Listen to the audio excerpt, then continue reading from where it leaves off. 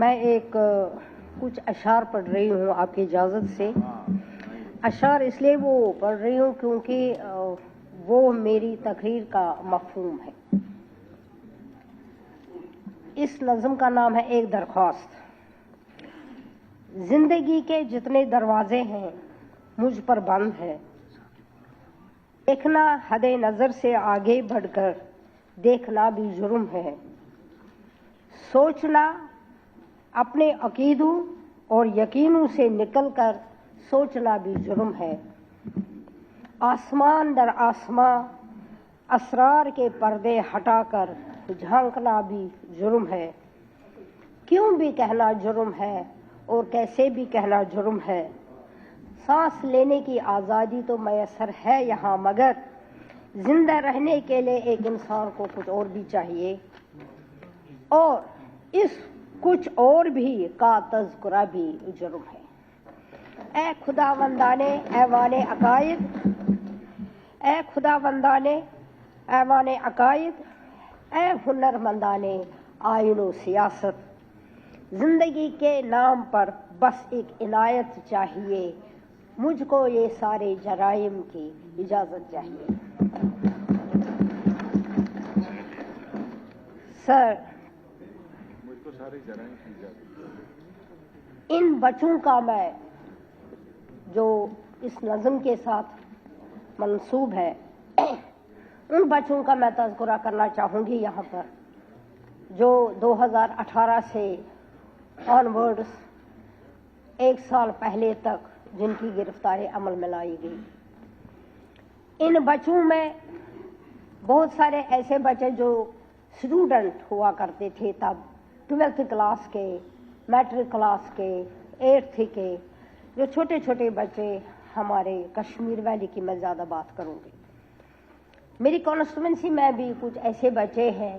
نواب بازار کا ایک بچہ ہے، دلال محلہ کا ایک بچہ ہے، کرن نگر کا ایک ہے. بہت سارے ایسے ہیں جن کی تعداد 3500 تک ہے. اس وقت وہ ملک کے مختلف جیلوں میں بند ہیں. P S A, U P a, different جو ان کے خلاف چارجز بنے ہیں. مجھے یہاں پر ایک وہ نا انلافل ڈیٹینشن، سوری سر، انلافل ڈیٹینشن. آپ دیکھیے، آپ سنیے. اب بات یہ ہے کہ تہاڑ جیل میں ایک بچہ بند ہے. ایک نہیں، بہت سارے، لیکن اس بچے کی میں اس لیے ذکر کرنا چاہوں گی. انہوں نے اپنی زمین جائیداد بیچ دی 25,000 روپے میں، اور کورٹ گئے وہ بیل کے لیے. بیل نہیں ہوئی میسر، تو پھر انہوں نے کہا کہ اچھا اس کو ٹرانسفر کیجئے یہاں سری نگر سینٹرل جیل. ایسے ہی بہت سارے کیسز ہیں اس وقت پینڈنگ، جو چاہتے ہیں ان کے گھر والے اگر ان کی ٹرائل نہیں ہو رہی ہے، ان کی بیل نہیں ہو رہی ہے، تو ان کو یہاں پر سری نگر سینٹرل جیل میں ان کو منتقل کیا جائے. مگر افسوس کا مقام یہ ہے کہ ان کو ابھی تک ان کی سنوائی نہیں ہوئی ہے. ایک بچہ ہے جو نواب بازار کا ہے، اس کا جو دادا ہے اس کی آنکھوں کی روشنی چلی گئی. بہت غریب فیملی سے ہے، یہاں تک کہ وہ کہتے ہیں کہ اگر ہم کورٹ جائیں ہمارے پاس پیسہ نہیں ہے. تو اس کے لیے اس کے فادر کی وہ پیرالسس ہو گیا. بہت چھوٹا، یہ 12th کلاس کا بچہ تھا، لیکن ابھی بھی وہ جیل میں، وہ بھی تہاڑ میں ہے.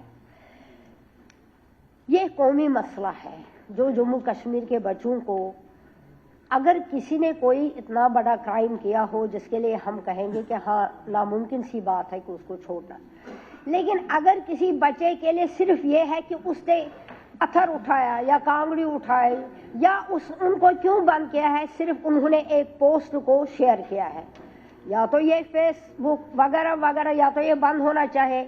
واٹس ایپ جب بھی دیکھتے ہیں اس میں ایک اٹریکشن ہوتی ہے، کچھ نہ کچھ لکھتے ہیں، یہ لکھتے ہیں، لائک کرتے ہیں یا شیئر کرتے ہیں، بنیاد اسی کی ہے. انہی چیزوں پر ان کو گرفتار کیا گیا.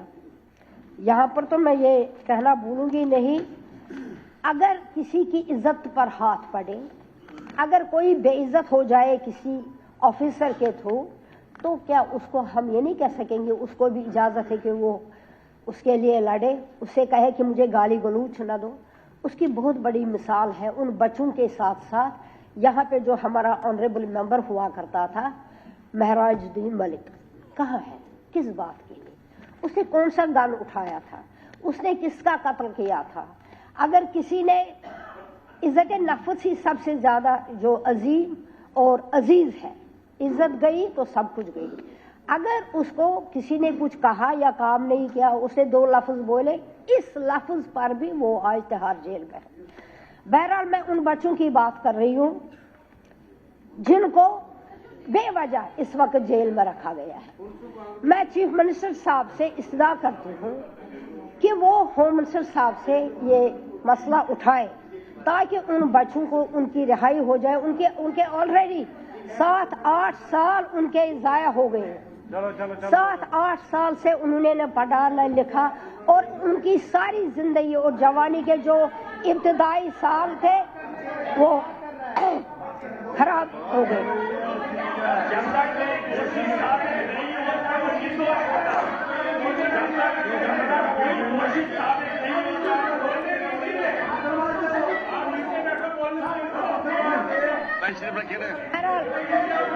اپنی باری پر بات کریں، آپ کی باری آنے والی ہے، اس کے پر بات کریں۔ بیٹھا میڈم تشریف۔ اب ایک اور بات میں بیٹھا خورشید صاحب ایک اور بات کی میں خورشید صاحب بیٹھو نا، تقریر کرنے دو، وقت ضائع مت کرو۔ ایک اور بات کی میں ذکر کروں، جناب جموں کشمیر کے جتنے بھی ہمارے بزنس مین ہیں، ہینڈی کرافٹ سے تعلق رکھتے ہیں، باہر کے ملک کے، اپنے ملک کے باہر کی ریاستوں میں جاتے ہیں بزنس کرنے کے لیے، اس لڑکے کا کیا حال ہوا ہے جس کو ہتھوڑا مارا، اس بزرگ کا کیا حال ہوا ہے جو کہ اس وقت ہسپتال میں موت و حیات کی کشمکش میں مبتلا ہے، پتہ نہیں وہ بچے گا بھی کہ نہیں۔ کیا اس عورت نے کیا تھا جس ملک میں ایک عورت کی عزت محفوظ نہیں ہے، وہ ملک بھی محفوظ نہیں ہے؟ کیا تھا اس عورت نے جس کا آرڈر دے رہے تھے بہت بڑے نام نہاد چیف منسٹر صاحب وہاں کے نتیش جی، اس کا پردہ اٹھایا، اس کے نقاب کو کھینچا۔ افسوس کی بات ہے اگر ہم اس طرح سے عورتوں کے ساتھ پیش آئے جن کی 50% پاپولیشن ہے، اٹ ڈزنٹ میٹر کہ وہ ہندو ہے، مسلمان ہے، سکھ ہے، عیسائی ہے، مگر وہ اللہ کی طرف سے بھیجی ہوئی ایک عظیم ہستی ہے، ایک عورت ہے۔ اس کے لیے بھی ہندوستان میں بڑے نام نہاد لیڈروں نے یا اس لیڈر نے معافی تک نہیں مانگی، گوارا نہیں ہوا، بلکہ ان کی پارٹی کے کچھ منسٹرز نے کہا انہی کی زبانی سے، اب کیا کیا تھا؟ صرف پردہ ہی تو اٹھانے کی کوشش کی تھی، باقی تو کچھ نہیں کیا تھا۔ یہ باتیں بہت ہی اہم ہے جو کہ ہمارے ساتھ اس وقت پیش آ رہی ہے، چاہے عورت ہو، مرد ہو، بچے ہو۔ میں آپ سے ایک بات کہنا چاہوں گی، اس وقت اگر ہم کشمیر ویلی میں کسی بھی جگہ جاتے ہیں، ہم ہر ایک جگہ دیکھتے ہیں چھوٹے چھوٹے بچے، شہر سری نگر میں بھی، گاؤں میں بھی، وہ بزنس کے لیے باہر کے لوگ یہاں بچے آتے ہیں، ریڈیو پر جو جوس دیتے ہیں وغیرہ وغیرہ۔ لیکن ہم کیسے، کیا آج تک آپ نے سنا ہے کہ کشمیر کے کسی بھی بندے نے کسی ہندو کو جو یہاں پر کام کرنے کے لیے آئے ہیں اس کو ہتھوڑا مارا، یا اس کا نام پوچھا، یا اس کا مذہب پوچھا؟ یہ شرمناک واقعہ ہے جو ہمارے ساتھ باہر کے ملکوں میں ہوتا ہے، ہم اپنے ملک میں محفوظ نہیں ہے۔ یہ ایک ہمارے لیے ایک سوالیہ ہے۔ 370 ارے آپ بھی بولیے۔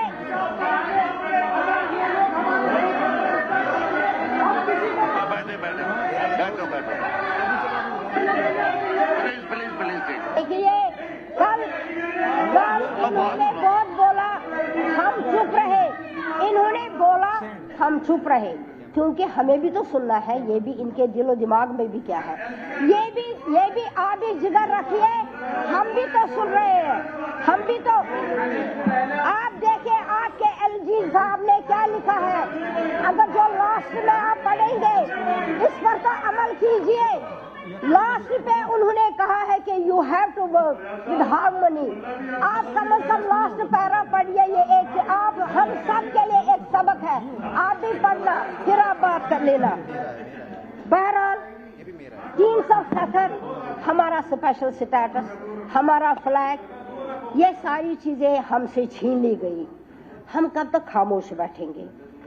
ہم نے پارلیمنٹ سے جموں کشمیر میں جنہوں نے ہندوستان کی آزادی کے بعد یہاں پہ آزادی کی داغ بیل ڈالی, نہرو جی, انہوں نے وعدہ کیا, لال چوک میں لوگوں سے کہا آپ سے آپ کی چاہت پوچھی جائے گی, جہاں پر جاؤ گے چاہو گے وہاں جا لینا, اپنا فیصلہ خود کر سکتے ہو.